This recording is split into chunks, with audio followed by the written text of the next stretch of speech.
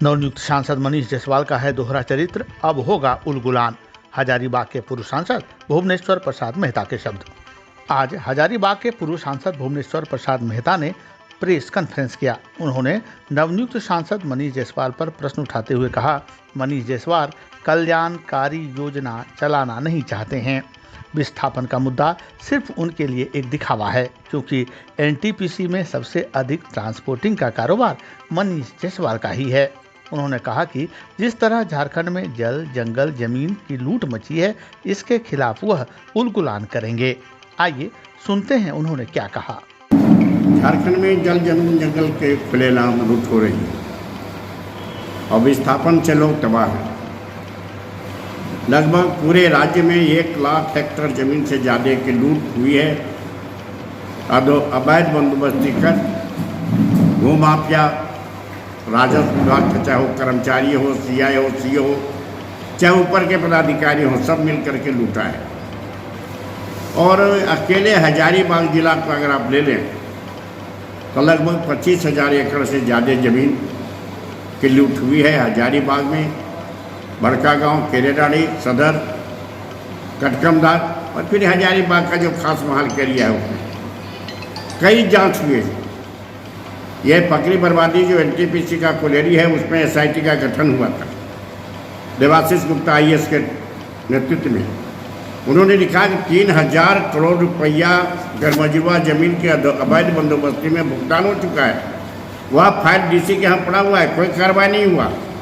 इसी तरह से केरेडाड़ी में 3 एकड़ जमीन है जिसमें स्कूल है, स्वास्थ्य विभाग का बिल्डिंग है, उसको भी बंदोबस्त करके वहाँ उसका भी पैसा उठा लिया गया। एक नहीं, ये हजारों इस तरह की घटनाएं हजारीबाग जिला में हैं और सारे अफसर मिल करके लूट रहे हैं। सारी बात मालूम है। हमने इस संबंध में चाहे वो मुख्यमंत्री हों, चीफ सेक्रेटरी हों, राजस्व सचिव हों, उत्तर छोटानागपुर प्रमंडल के आयुक्त हों, डीसी हों, सबको लिखा, लेकिन अभी तक किसी ने कोई कार्रवाई नहीं किया। इसी तरह और हमारी ये समझ है कि जिस तरह से झारखंड का आंदोलन किया गया, अंतिम दौर में हमने 46 संगठनों को मिला करके आंदोलन किया, झारखंड अलग हुआ, उसी तरह से फिर उसी तरह का उलगुलान झारखंड में करना होगा और झारखंड में उसी तरह से आंदोलन करके ये जल, जमीन, जंगल के लूट और अवैध बंदोबस्ती के खिलाफ करना होगा। दूसरी बात जो मैं कहना चाहता हूँ, ये आश्चर्य की बात है कि 14 महीने से 12 अप्रैल 2023 से गोदलपुरा कोल माइंस जो अडानी को मिला है उसको रद्द करने के सवाल पर लोग बैठे हुए हैं। वो तड़पती जाड़ा में, अभी ये इतना गर्मी है, इस लू में भी लोग बैठे हुए, कई लोग बीमार पड़े, लू लग गया।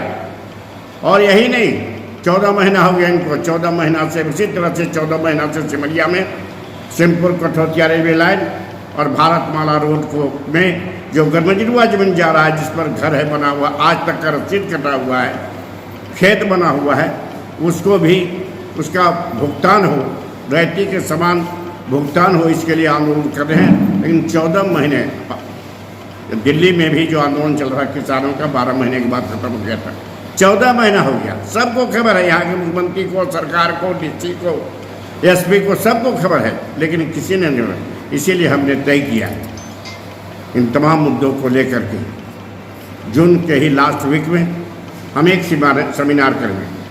जो दल लड़ रहे हैं विस्थापन के खिलाफ, उन दलों के, उन संगठनों को जो पूरे झारखंड में विस्थापन के खिलाफ लड़ रहे हैं, जल, जमीन, जंगल को बचाने के लड़ रहे हैं, उन तमाम लोगों को बुला करके एक सेमिनार करेंगे और उसी सेमिनार में क्रमबद्ध जन आंदोलन करने के लिए उलगुलान करेंगे ताकि लोगों को न्याय मिल सके, जल, जमीन की हिफाजत हो सके और उनके बचाए जा सके। और अभी जो हमारे जो सांसद बन के गए हैं, इन्होंने विस्थापन का मुद्दा बड़े ही जोर शोर से उठाया, लोगों को कहा कि हम आपके विस्थापन की लड़ाई में साथ हैं।